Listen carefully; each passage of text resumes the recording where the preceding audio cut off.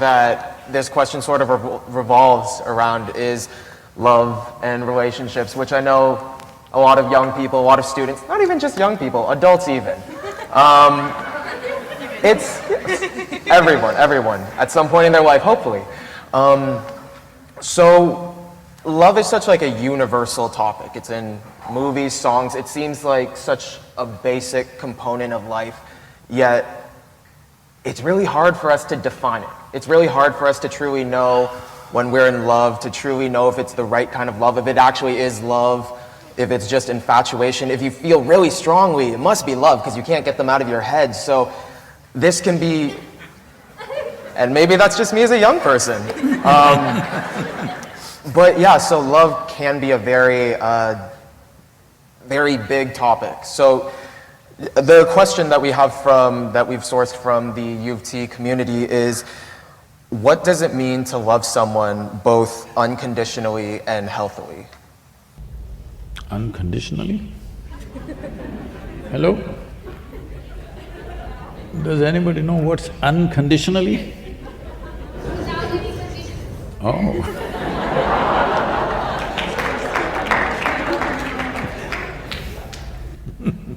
There are always conditions. Are they reasonable conditions or unreasonable conditions? That's the only way you can distinguish. But what is very reasonable for me may be unreasonable for you. What is very reasonable for you may be unreasonable for me.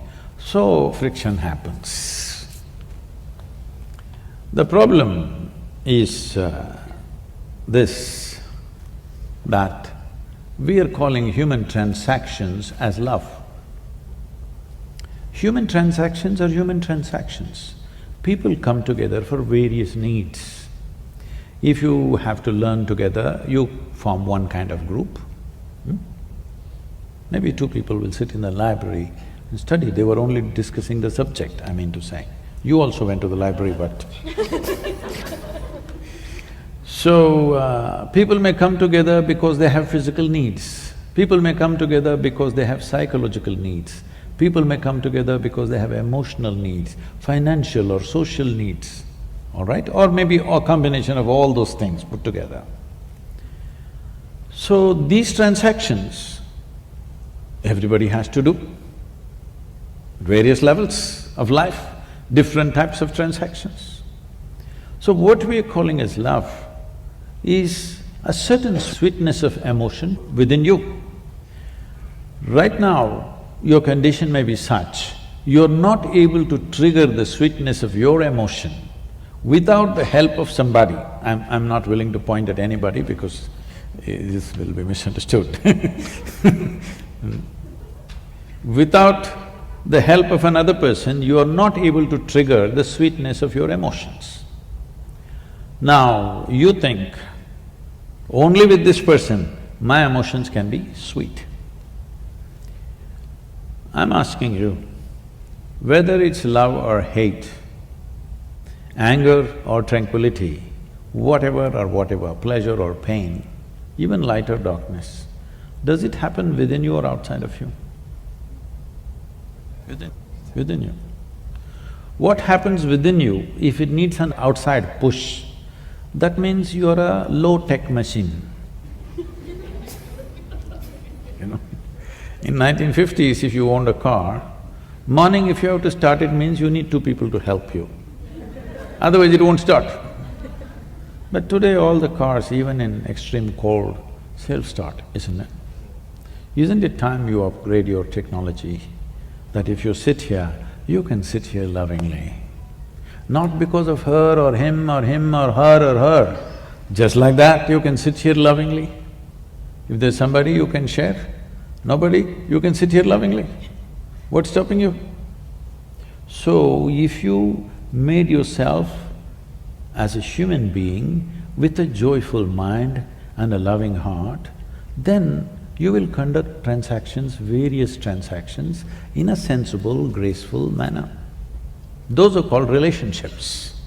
Love is one aspect which is within you. Relationship is a transaction, the other person is involved. This is always a compromise, there's no perfect relationship anywhere. Yes or no? There is a give and take. If you're running the relationship 51% your way, you're doing great. Sometimes the percentage tilts in their favor, you try to push it in your favor.